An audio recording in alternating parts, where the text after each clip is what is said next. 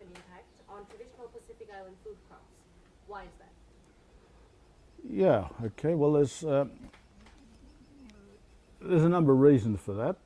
If we look at with traditional crops, we're usually talking about tubers. Tubers have big leaves, and underneath there's the tuber. So we're talking about cassava, tapioca, kamala, all these types of crops.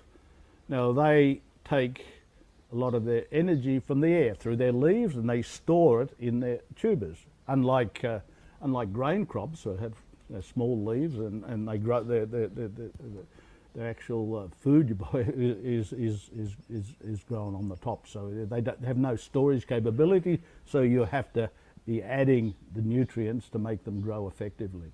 Much more difficult. Now we have to add some nutrients for our root crops. We try and do that as naturally as we can, but far less than what you'd require to be able to grow grains. So they have broad leaves. They do their photosynthesize the food from the atmosphere, and that gives them a huge advantage compared with grain crops. Now breadfruit's another one. Well, it's not a tuber, but it has the advantages in that it's a big canopy, big leaves, and it stores its energy and its nutrients in that way. It retains its nutrients in that way, and so that's why we see that particularly as an increasing crop for the future. And we'll talk a little bit more specifically about breadfruit later on.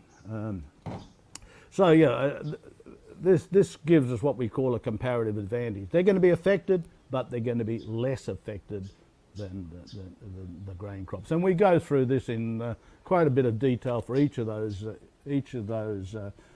traditional staples in this book, in terms of we gathered all the evidence from all the research that's been done over the last few decades and put that together. A lot of that's ongoing, but it's important people are aware of what knowledge is out there and what we need to do to take advantage of it. But so the main conclusion though, okay, they're more adaptable, but we have to produce them in a sustainable way. And often we don't.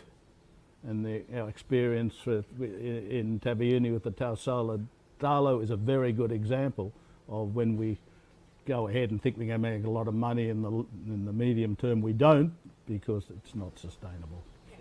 So what is the comparative advantage of shifting towards traditional food staples?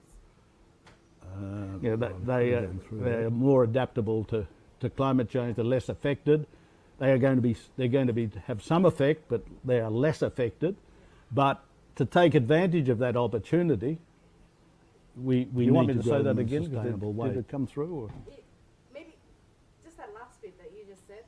Maybe if you can just summarize it, just like that. That was perfect. The comparative advantage. We're not using economic jargon here, but we're just saying that the